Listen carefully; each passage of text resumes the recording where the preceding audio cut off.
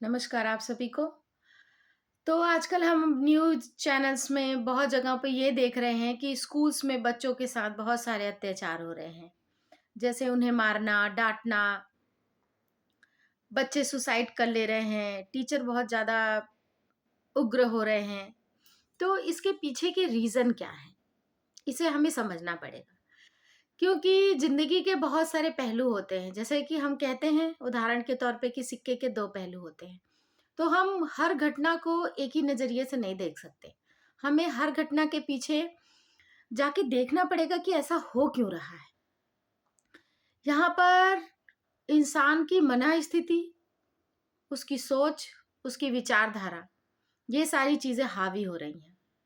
जैसे बच्चे, उनके अंदर एक इनसिक्योरिटी है, किसी भी चीज़ को लेके। जैसे भागम-भाग चल रही है। कोई खेल में अव्वल आना चाहता है, कोई पढ़ाई में अव्वल आना चाहता है, कोई बदमाशी में अव्वल आना चाहता है।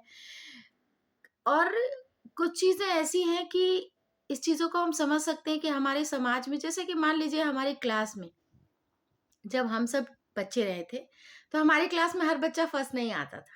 कोई फर्स्ट आता था, कोई सेकंड आता था, कोई थर्ड आता था, कोई कुछ नहीं आता था, पर वो ठीक था।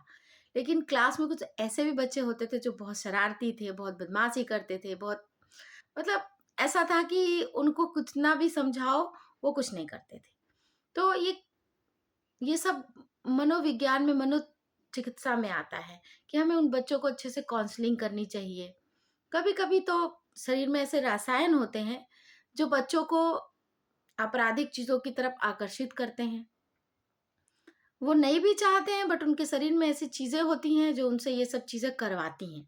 आप लोगों ने बहुत सारे आर्टिकल्स में पढ़ा होगा, बहुत सारी मूवीज़ में देखा होगा कि ऐसा उनको बीमारी है, वो ऐसा कर जाते हैं। तो हमें इन सब चीज़ों को देखना पड़ेगा। As a mother, as a friend, as a teacher, एक समाज सुधारक हमें इन सब चीज़ों पे विश्लेषण की ज़रूरत है। स्कूलों में हो रहे बच्चों के आत्महत्या पे हम सब टीचर्स या स्कूल मैनेजमेंट सभी लोग ये चीज़ जानते हैं कि कौन-सा बच्चा कैसा है, किसको कितने डाँट की ज़रूरत है, किसे मार की ज़रूरत है, किसे पेरेंट्स से डराया जा सकता है या किसे किसी अदर वे से। लेकिन ये जो इनसिक्योरिटी बच्चों के अंदर आई है ना, ये माता-पिता ही उत्पन्न करते हैं। उनको बहुत ज़्यादा प्यार करके, उन्हें बहुत ज़्यादा सुरक्षा देके, उनके मन से डर खत्म करके, कि अगर मैडम ने डाँट दिया, तो कैसे हमारे बच्चे को कैसे डाँट दिया। ये एक जो शब्द है ना, वो बच्चों को या तो बिगाड़ देता है, या तो बर्बाद कर देता है। बिगाड़ ऐसे देता है कि उनके अंदर एक अहम आ जाता है कि हमें कैसे डाँट सकता है कोई। है ना? और कुछ चीज़ें ऐसी आ जाती हैं, कुछ बच्चों के अंदर ऐसा आ जाता है कि अरे! हमारे मम्मी-पापा का इतना रेपुटेशन है, हम उस रेपुटेशन को कैसे खराब करेंगे? क्योंकि हमारे बच्चे को डाँटा कैसे? अब ये जो एक शब्द है ना, वो बच्चे को कैसे ले रहा है, वो हमें समझना पड़ेगा। ठीक है?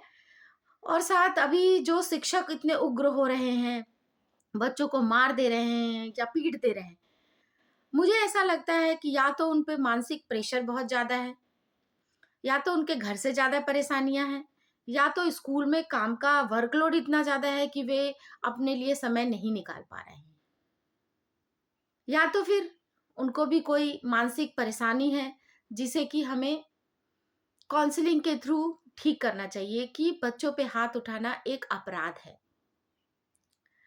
वैसे ये जो सलाह मैं दे रही हूँ, ये मेरी अपनी जितनी भी मैंने पढ़ाई करी है या जितने भी मैं न्यूज़ चैनल्स देखती हूँ, न्यूज़पेपर पढ़ती हूँ, किताबें पढ़ती हूँ, उसके ज्ञान से निकाल रही हूँ। हो सकता है कि मैं अपनी जगह पे गलत हूँ, लेकिन आप लोग ज़रूर इस बात पे अपनी टिप्पणी रखिएगा कि क्या मैंने सही कहा?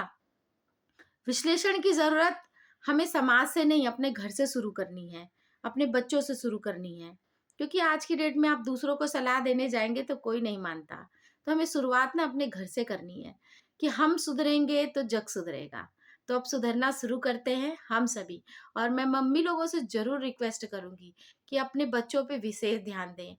अपना समय छोड़कर, मोबाइल छोड़कर हम अपने बच्चों पे जैसे वो आए, उनके साथ ज़रूर कन्वर्सेशन करें कि बेटा आज क्या हुआ? आज तुम कैसे क्या किए? तुम्हारे स्कूल में बच्चे कैसी बातें करते हैं? टीचर तुमसे कैसा व्यवहार करता है? पड़ोसी आपसे किस तरीके से बात करते हैं? उन्हें आवाज़ का स्केल समझाना पड़ेगा कि ऊँची आवाज़ क्या होती है, मधुर आवाज़ क्या होती है, टच क्या होता है। इन सब चीज़ों की बहुत ज़रूरत है। तो मम्मी लोग तैयार हो जाइए अपने बच्चों को सुरक्षित करने के लिए, और समाज के एक पहलू जो ये अभी उत्पन्न हो रहा है, उसको अपने बच्चों को समझाने के लिए। तो आप लोगों को मेरी वीडियो कैसी लगी? ज़रूर अपना लाइक दीजिएगा और मेरे चैनल को सब्सक्राइब करिएगा। Thank you.